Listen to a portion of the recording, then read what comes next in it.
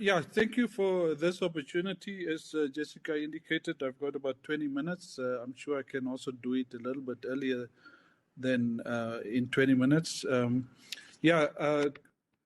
think COVID is the discussion today and how it has impacted Transnamib during the past year or so. Of course, negatively, but we have also been working on a specific business plan already at the time when COVID was hitting us. So just to give a perspective in terms of Transnamib, as a company, we've got about 1,400 employees, and we move about 1.6 million tons on an annual basis with a turnover of more than R500 million. And then, of course, our asset value is at about 3.2 billion. But of course, a lot of these assets, whether it comes to buildings or whether it comes to some of the other rolling stock, hasn't seen a paintbrush for some of them even for 10 years. So we've got a significant backlog in terms of that. So some of the challenges that we have faced as a company, of course, already at the time when COVID was hitting us, we were already in bad shape trying to fix the past and trying to develop the company per se. So our operations were severely affected, especially with the first lockdown that happened in April last year, where we've lost for that first month of April 20, we lost about 50% of our revenue. Now, if you are a company that already has got cash challenges and you still lose 50% of your revenue, we still haven't bounced back from that, but we have looked at options in terms of how we resolve our short to medium term challenges. We still also face a lot of challenges in terms of the public perception of the company because things hasn't improved to the extent that it should have by now. We don't have sufficient locomotives in place. We have a public procurement process that we have to follow, which makes it even more tedious in terms of implementing our business plan. Short-term cash is a luxury for us at the moment. And then, of course, the infrastructure development, for instance, the rail belongs to the government and not to Transnamib. We have been struggling also to improve our operational efficiency. And then I've already spoken about the significant backlog that we do have in maintenance. Now, our rail network is about 2,687 kilometers of length in the country. Our country, of course, a size of close to 800,000 square kilometers. We are directly linked with our railway line up to the South African railway network in the south. To the north, we have a railway line up to the border with Angola, but Angola is not connected to the border yet. And then we are looking at connecting for future, the railway to Zambia and then, of course, to the Botswana border. In terms of the condition of our railway line or lines, is that we have a program in place in terms of the government support to try and rehabilitate our railway line. 1/3 of it has already been put up to SADC standards, and we hope that the other 2/3 should then be done by 2030. That's the strategic plan in terms of our railway network. And the way that we see ourselves going forward, and I know that we are discussing also the topic of safety. The way that we see this, we look at the bigger picture in terms of making sure that the infrastructure is upgraded, and then also the rolling stock is in place. And by virtue of that, of course, you can start talking about putting the best measurements in place in terms of improving safety. So we have also tried to change the culture of the company in terms of moving from the historical railway service to a more sort of service where we engage more with our clients and we look at the needs and focusing on building scheduled trains and also then block trains at the same time. So currently we have only about just over 30 locomotives that is available for service on a daily basis, but we actually require double of that in terms of doubling the volumes is what we are planning with our business plan. What is very critical to understand is that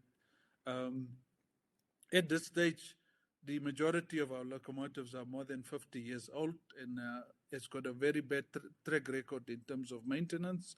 There's only about 6 locos that we bought about 7 years ago, and therefore we cannot deliver to the schedule that we have put in place as a timetable for our customers all the time. We have breakdowns all the time, and this sort of compromises the service that we need to deliver.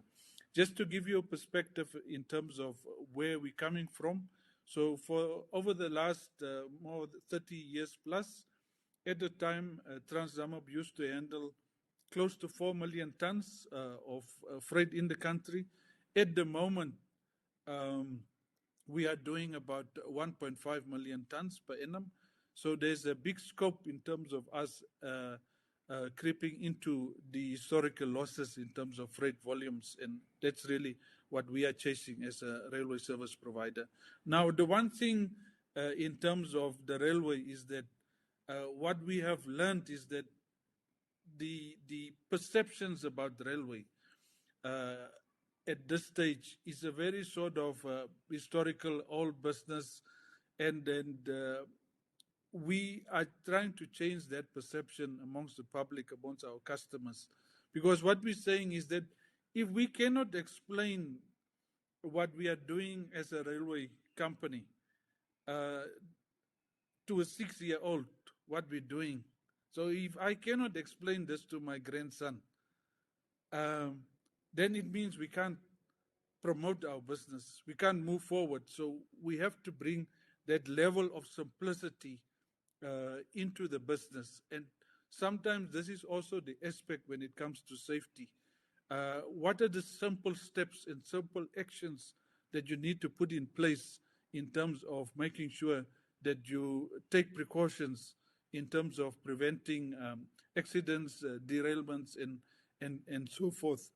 So we have a business plan of 5 years that we are focusing on, which provides a strategic focus on rail transportation or moving freight.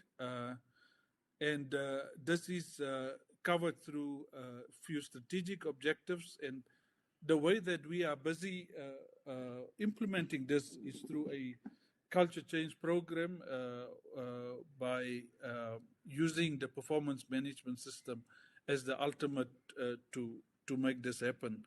And the 4 objectives are really focusing on the financial side to double the revenue from a customer perspective, to double the freight volumes to more than 3 million tons. And then, of course, from an organizational excellence perspective, we need to embed safety and environmental care within our business, and through that also make sure that we are ISO certified, and also to streamline our business where we can make sure that we have an element, we cover the main element in terms of the corporate governance and the risk framework that we have put in place as a company. And then, of course, the last one is to build that accountable leadership from the top to the bottom. Now, the growth for the past 10 years in terms of our business, you will see that for the last three years it has been positive, except now the 2021, which is the year, the very last year, which is not covered here. That, of course, has been moving into a negative again, and that's, of course, a direct result of the impact that COVID had on our business. So you can see that there has been a positive trend for those 3 years, but when COVID came, we unfortunately moved to the negative. In terms of some of the achievements, just to focus on, one of the achievements was to put a transport management system in place where there was a legacy system of about 20 years old in place. So that's helping with our operational improvement. And then we've also started to develop the route between South Africa from via Upington, Arensvlei up to Lüderitz, where we are moving manganese as an alternative to the other South African ports. And we have also managed to get an unqualified audit, which has actually not happened more than 10 years at the company. So we are focused on also that corporate governance elements in terms of improving the company.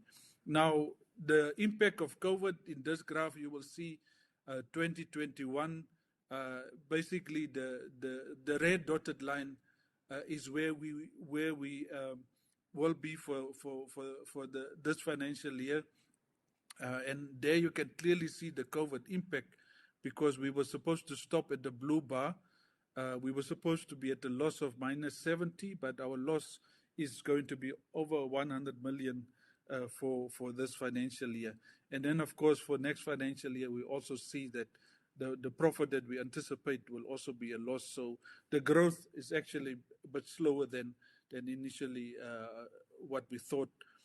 This graph just to indicate that in a period of 5 years, we will have to move from a market share of 12% to about close to 50% market share for rail versus road. We have quite a few projects in progress to support our initiatives in terms of growing our business, but also in terms of training and development, where a large perspective of that will also then focus on improving the safety record of Transamab. And then we have various technology and innovation projects to support our business growing in the future. This table is just to indicate the comparison between road and rail. So for the past 30 years, the Namibian government has spent about 18 billion on sort of main roads within the country, and only about 6 billion for rail. So these are the perspectives where we're talking to government now and say, we need to change this picture so that more money can go into the rail to improve the sector.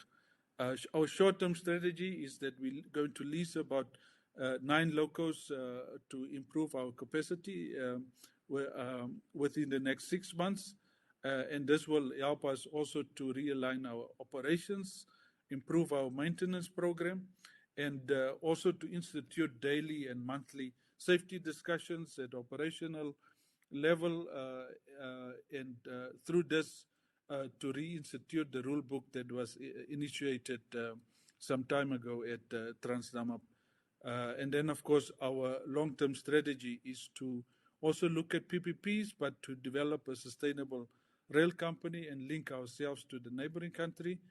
And in terms of the cost from a rolling stock perspective or operations, we require about 2.6 billion rand and about 15 billion to upgrade our full network.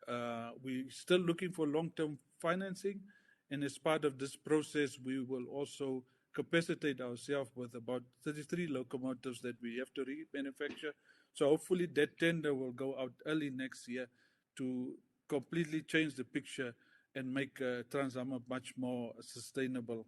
Of course, some of the critical success factors is to increase our rolling stock, focus on corporate governance issues, improve the systems and processes so that we can improve efficiency and safety, and also the visibility for our operations. But we can only do this through culture change of performance system within the company. And I thank you, Jessica.